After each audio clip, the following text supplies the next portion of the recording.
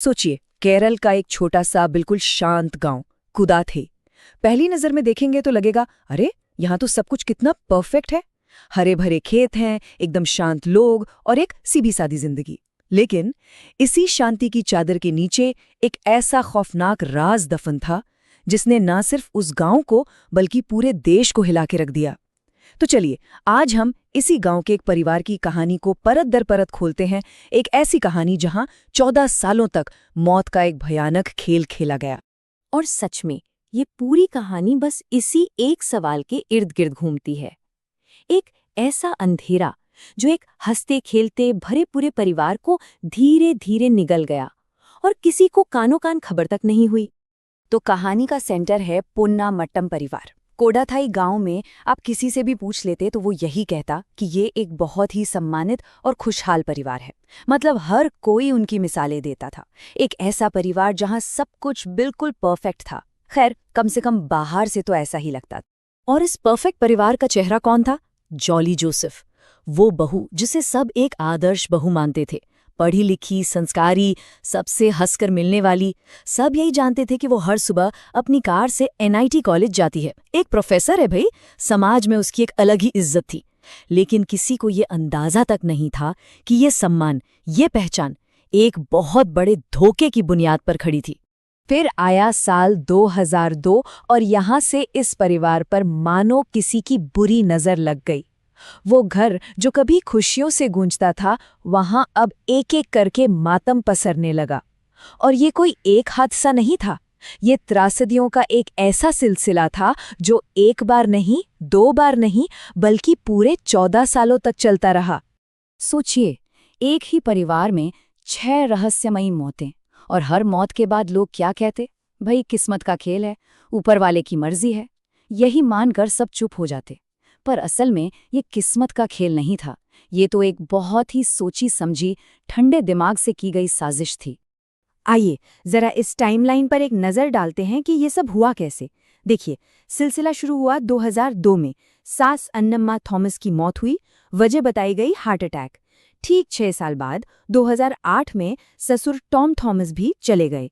फिर 2011 में पति रॉय थॉमस की लाश बाथरूम में मिली। कहानी यहाँ नहीं रुकी।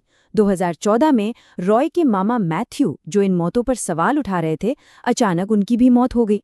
और उसी साल परिवार की एक 2 साल की बच्ची अल्फाइन, और फिर 2016 में उसी बच्ची की माँ सिली, वो भी ठीक जॉली की बाहों में दम तोड़ देती है। अब सवाल ये उठता है कि क्या ये सब सिर्फ बदकिस्मती थी, एक के बाद एक बस बुरे संयोग होते चले गए, या फिर इन सारी मौतों के पीछे कोई ऐसा भयानक सच छिपा था जिसे कोई देख ही नहीं पा रहा था। लेकिन इन सभी मौतों के बीच एक मौत ऐसी थी जिसने इस पूरे राज पर से पर्दा उठाने का पहला छोटा सा सुराग दिया। ये मौत थी जॉली के अपने पति रॉय थॉमस की। पहली बार किसी को शक हुआ और पोस्टमार्टम करवाया गया, और जो रिपोर्ट आई उसने सबके होश उड़ा दिए। रिपोर्ट में साफ लिखा था कि रॉय के शरीर में जहर मिला था, सायानाइड। मतलब साफ था, ये मौत कुदरती नहीं थी, ये एक मर्डर था। लेकिन यहाँ भी जॉली ने अपनी चालाकी से सबको मात दे दी। उसने परिवार वालों को, पुलिस को, सबको ये यकीन दिला दिया कि रॉय ने बिजनेस में कर्जे की वजह से सुसाइड कर लिया है, और सबने उसकी बात पर यकीन भी कर लिया। और बस हत्या की वो फाइल आत्महत्या का केस बताकर बंद कर दी गई। सालों तक ये राज बस दफन ही रहा। लेकिन एक शख्स था जिसे इन कहानियों पर, इन बहानों पर बिल्कुल यकीन नहीं था, और वो था रॉय का छोटा भाई रोजो थॉमस, जो उस वक्त अमेरिका में रहता था। उसके मन में जो शक पैदा हुआ ना, वही इस पूरे केस को दोबारा खोलने की सबसे बड़ी वजह बना।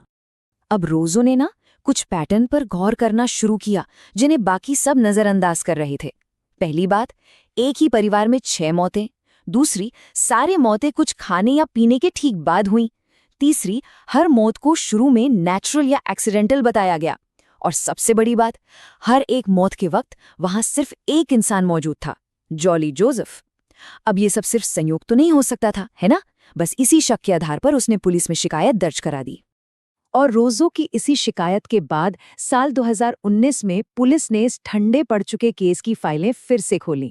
और इस बार जो जांच शुरू हुई उसने जॉली के बुने हुए झूठ के पूरे जाल को एक एक धागा करके उधेड़ कर रख दिया। पुलिस की जांच में जैसे जैसे चीजें सामने आईं, जॉली की दोहरी जिंदगी का पर्दाफाश होने लगा। एक ऐसी सच्चाई जिसकी किसी ने कल्पना तक नहीं की थी।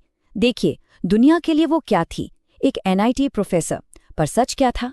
वो कभी प्रोफेसर थी ही नहीं। 14 साल तक वो एक नकली आईडी कार्ड इस्तेमाल करती रही। दुनिया के लिए वो एक प्यारी बहू थी, पर सच में उसने परिवार की संपत्ति हड़पने के लिए जाली वसीयत तक बना ली थी। मतलब उसकी पूरी की पूरी जिंदगी ही एक बहुत बड़े झूठ पर टिकी थी। अब इस सच को साबित करने के लिए पुलिस को ठोस सबूत चाहिए थे। लिहाजा पुलिस ने एक बहुत ही बड़ा और कह सकते हैं कि एक नाटकीय कदम उठाया।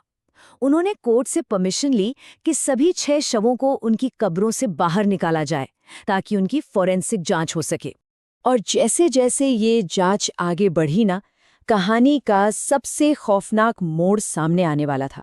वो मास्टरमाइंड जो इतने सालों से सबकी आंखों के सामने एक भोली भाली बहू बनकर जी रहा था, अब पूरी तरह से बेनकाब होने वाला था। पुलिस अब तक ये बात समझ चुकी थी कि ये अलग अलग मौतें नहीं हैं, बल्कि ये सीरियल किलिंग का एक क्लासिक केस है। मतलब जब एक ही अपराधी अलग अलग समय पर 2 या 2 से ज्यादा लोगों की हत्या करता है। एक ही इंसान, एक ही तरीका और सालों तक अपने ही परिवार वालों का कत्ल। और फिर वो दिन आया। अक्टूबर 2019 में जॉली जोसेफ को गिरफ्तार कर लिया गया। पुलिस की कड़ी पूछताछ के आगे वो ज्यादा देर टिक नहीं पाई। वो टूट गई और उसने एक एक करके अपने सारे जुर्म कबूल कर लिए। पर सबसे बड़ा सवाल तो यही था कि आखिर क्यों? इन सारी हत्याओं के पीछे का मकसद क्या था? पुलिस के सामने जॉली ने जो वजहें बताईं, वो सच में चौंकाने वाली थी। पहला मकसद परिवार की पूरी प्रॉपर्टी पर कंट्रोल करना। दूसरा मकसद हर उस इंसान को रास्ते से हटा देना जिसे उस पर जरा सा भी शक हो रहा था।